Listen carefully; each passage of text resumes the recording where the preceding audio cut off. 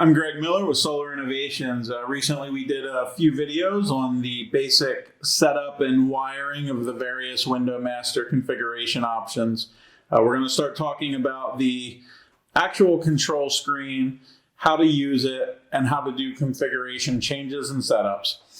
This first section here, we're going to talk about what the operational view is. When you turn the screen on, your base set, it'll be your top option. It will not require a password. Inside these screens, you'll see the first viewpoints. The first one is your motor line. This is where you're going to see your actual motor configurations and which ones are associated to which group. Our test table here has two motor lines. Motor line 1, as we see here, is a single expected motor, and the system sees one motor. If you see the green check, the system believes that it sees the correct motor for the configuration you've set. If you have an error, you'll see a yellow hazard symbol in that location.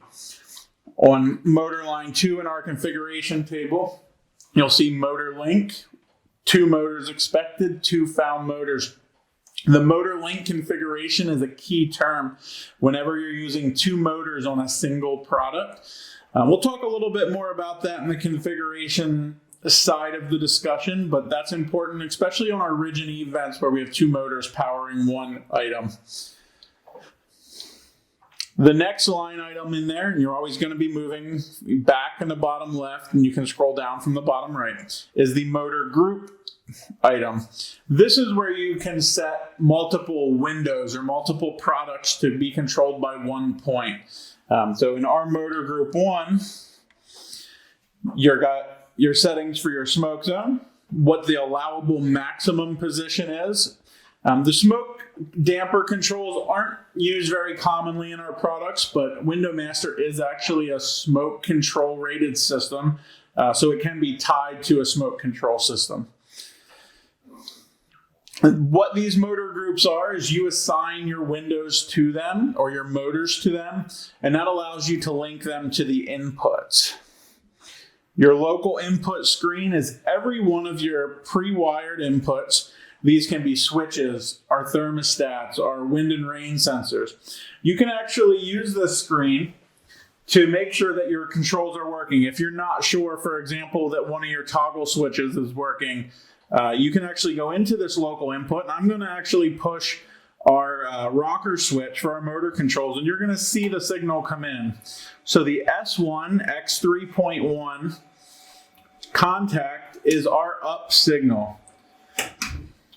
Now if I want to push the opposite side, you'll see that to retract on our rocker switch is wired to the S1 X3.2 position.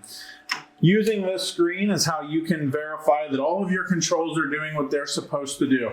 You can also use that to test the rain sensor. One way we like to do that is just take a cup of water or a little spray bottle, spray the sensor. If you see the contact change in here, you know your rain sensor is working correctly. Local outputs are used if you're connecting the WindowMaster controller to an outside signal. By default, we wouldn't be setting these up for a Solar Innovations project.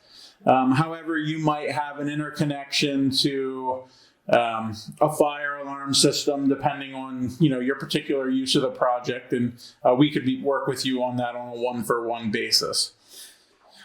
And that is the overall view of the operational view screen.